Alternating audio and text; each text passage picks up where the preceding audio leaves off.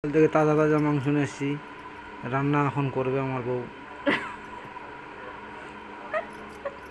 মাংসটা এখন কাটতেছে, এখন কাটার পরে রান্নাটা হবে।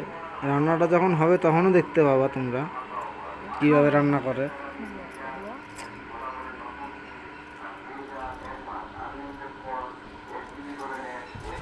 পেঁয়াজ তো আরও কাটতে হবে, এটুকু হবে না তো। পেঁয়াজ আরও লাগবে, এটুকু হবে না, সত্যি হবে না। এটা কি? হ্যাঁ, এটা কি আছে এর মধ্যে? এ তো হবে না তো।